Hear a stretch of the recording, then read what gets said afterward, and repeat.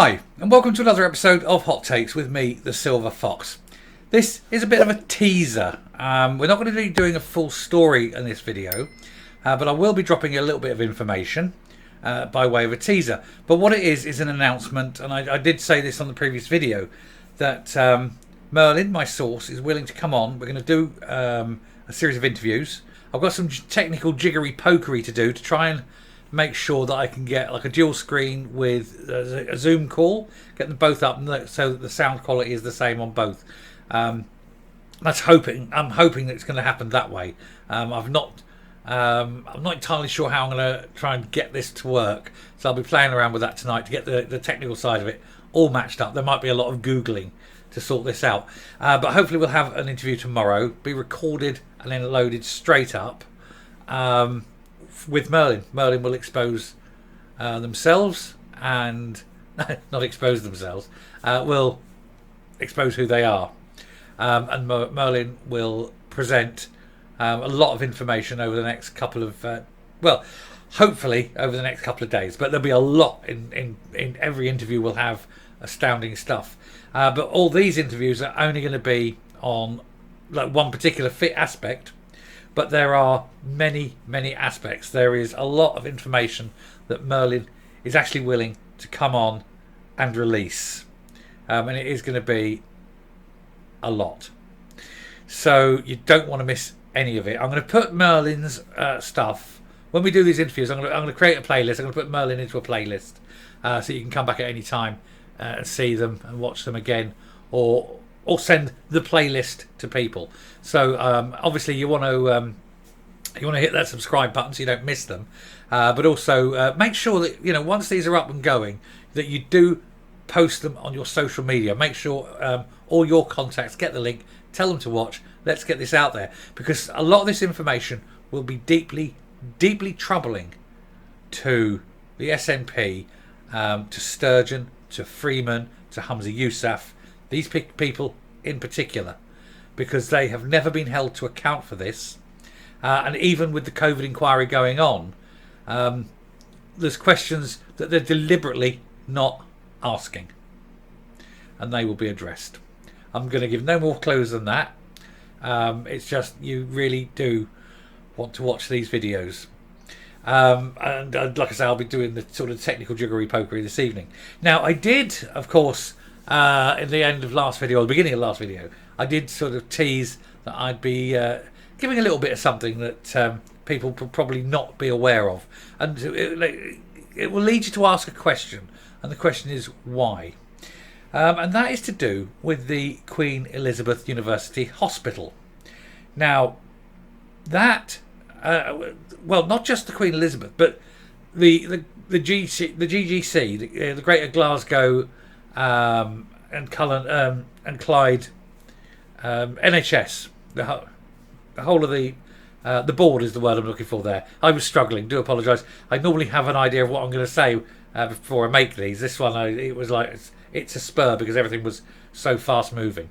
But the NHS Greater Glasgow and Clyde were put in, as a board, were put into special measures, and this was done for a number of reasons, and one of them ostensibly was that there was a lot of children dying, higher than what you would have expected, statistically much higher than would normally be seen. There must have been some cause. It turns out that there was infection risks, there's water supply risks, there was aspergillus, and the NHS knew about it, and so did the SNP. And so it was put into special measures. It turns out that there was senior people in the hospital who were basically lying. There's no other way. I can't gild the lily on that one. I can't sort of varnish that particular piece of fact. They were just plain up lying. And the whole board was put into special measures. There was to be an inquiry, and that inquiry is still ongoing. There's been people questioned, there's been action taken, there's all sorts of things going on. A lot of what we call generally shenanigans going on, but it is still ongoing. It is still not complete. The answers have still not been corrected, published. the problem hasn't been fixed. And so if you're all aware of this problem, and if you've put this board into special measures, that's fair enough. You put it into special measures and you have oversight and control while you sort out the problem.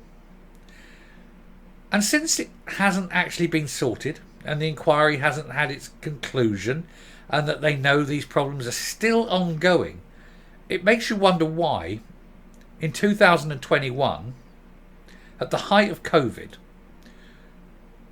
why then did the then Health Secretary, and without letting anyone know, without publishing the fact, simply remove the board from special measures? Did you know? Nobody knew. That was never announced. It was never announced in Parliament. It was never published or promulgated. It was just simply lifted out. Now, whether he's done that off his own back, because he thought it would be using his initiative at a time when hospital space was tight because of all the cases, whether he did it under instruction from higher authority, for example, Sturgeon, whether he did it under advice, and if so, whose advice? Expert advice or, civil servant advice? Who knows? We don't know. Nobody knows. But he released it.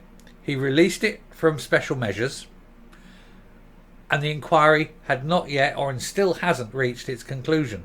And there's still major problems, and people are still dying of aspergillosis. And this has been well publicised that people are still suffering in the Queen Elizabeth. And don't forget, this is the hospital that started spying on the families of patients, because the families of patients were doing the most awful bad things. They were like, asking questions, demanding answers, wanting the truth. And so the QEUH, of course, spent thousands of pounds hiring special private investigators to go after the families of the patients. Nothing, of course, was said by the SNP until very recently, when Jean Freeman, and I did the video on this, Jean Freeman got up and had a go, because she finally realised that it was quite unacceptable for the hospital to be investigating. It was okay to investigate other people, but no, it was wrong because the hospital were investigating people who were in the SNP, and that's quite unacceptable, because private investigators investigating people in the SNP might just find something, mightn't they? And so there he is, Humza Yousaf, releasing this hospital out of special measures, secretly, quietly, before the end of the inquiry, and thus removing any oversight, just at the time when they were embarking on what may yet turn out to be the largest exercise in geriatric euthanasia. It stinks, doesn't it? There will be a lot more of this, so do keep an eye out for the videos once they come. They'll be in the next few days. As I say, I'm going to hopefully do the first interview tomorrow. We're going to do some recording tests on that. Hopefully get one of the interviews done tomorrow, in which case by the time it's sort of edited, trimmed, addressed and up, it could well be tomorrow evening it's going up, probably Monday morning. So yes, more to come. So we need to ask, though, we do need to ask why Humza Yousaf secretly released a hospital that was under special measures from those special measures without anything happening and the problems still existing. Why no oversight? I don't know the answer. Humza does. Anyway, we'll find out one day, probably on a deathbed confession. Who knows? I shall stop there. I thank you very much for listening. Thank you very much for paying attention. Please do hit that subscribe button. This is very important. We need to get the message out. And once these interviews go up, we need you to spread the word. Post them, share them on all your different media. We'll put them out on as many different media as we can. Until the next time, thank you very much. Take care and goodbye.